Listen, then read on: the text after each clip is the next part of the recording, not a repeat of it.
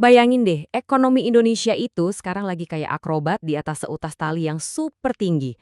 Bener-bener sebuah aksi penyeimbangan yang wah sulit dan berisiko banget.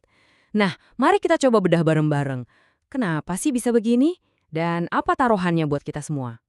Nah, ini nih pertanyaan intinya. Kalau sampai jatuh gimana? Karena taruhannya itu loh tinggi banget. Dan dampaknya ya pasti kerasa ke kita-kita juga. Jadi apa sih yang bikin situasinya segenting ini? Oke, jadi ceritanya dimulai dari satu sandungan, bisa dibilang gitu. Supaya kita ngerti kenapa sekarang harus main akrobat begini, kita perlu mundur sedikit. Lihat tantangan fiskal yang kejadian di tahun 2025.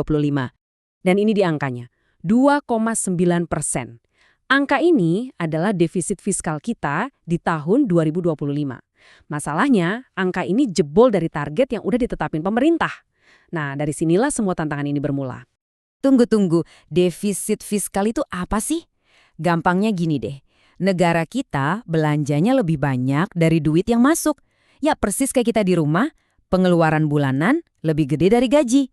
Konsep lebih besar pasak daripada tiang ini penting banget buat kita pahami, karena ini jadi dasar dari semua obrolan kita ke depan. Biar kebayang seberapa seriusnya angka ini, kita lihat sejarahnya sedikit. Angka 2,9% ini bukan angka biasa loh.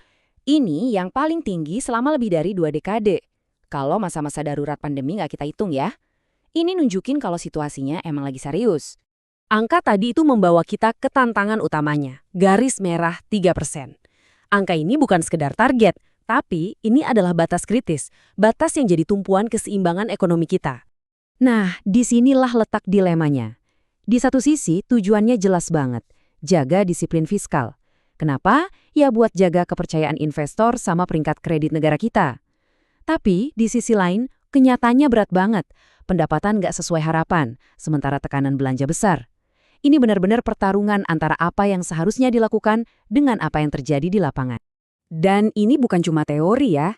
Para investor di seluruh dunia itu lagi nontonin kita dengan sangat cermat.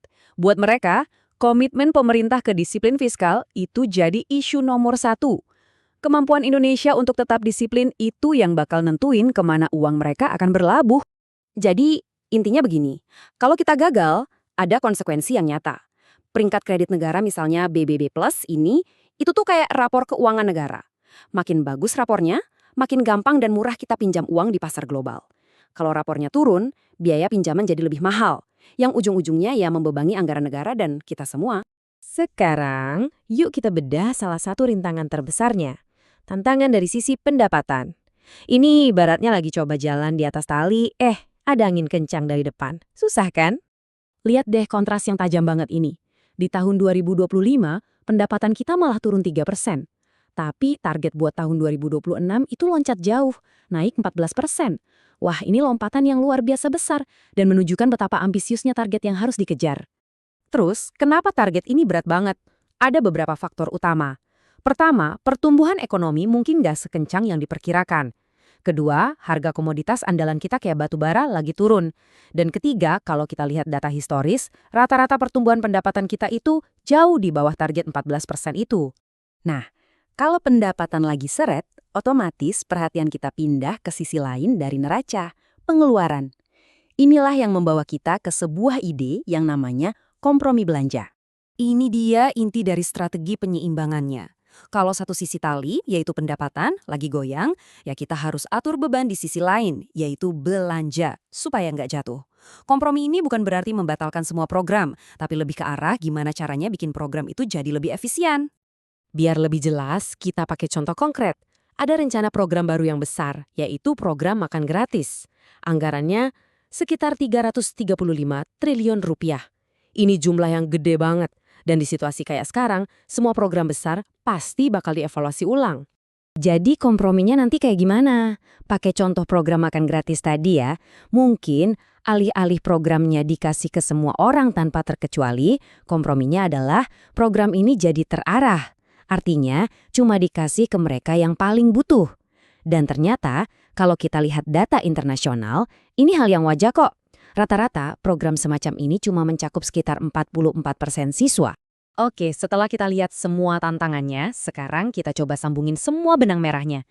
Kenapa sih keberhasilan aksi penyeimbangan ini penting banget buat negara dan juga buat nilai mata uang kita? Semuanya balik lagi ke angka keramat tadi, 3%. Menjaga defisit di bawah batas ini tuh bukan cuma soal angka di atas kertas.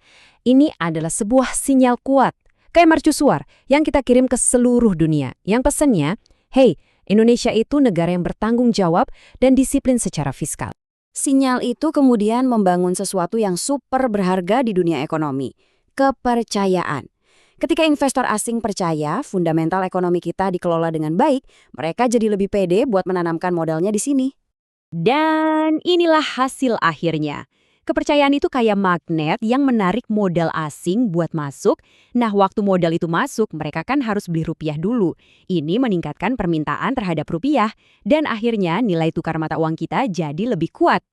Dan ini bukan cuma omong kosong, ada buktinya di angka. Proyeksi ini nunjukin kalau ada perbaikan defisit walaupun cuma sedikit dari minus 2,9% ke minus 2,7%, ini sejalan dengan perkiraan rupiah yang menguat. Jadi ada hubungan langsung antara disiplin fiskal dengan nilai mata uang kita. Jadi kita kembali lagi ke pertanyaan di awal. Setelah melihat semua tantangan dan kemungkinan solusinya, pertanyaannya tetap sama. Mampukah Indonesia menyeimbangkan janji-janji belanja yang ambisius dengan realita pendapatan yang sulit supaya bisa tetap seimbang dan sampai ke seberang dengan selamat? Ya, hanya waktu yang bisa menjawabnya.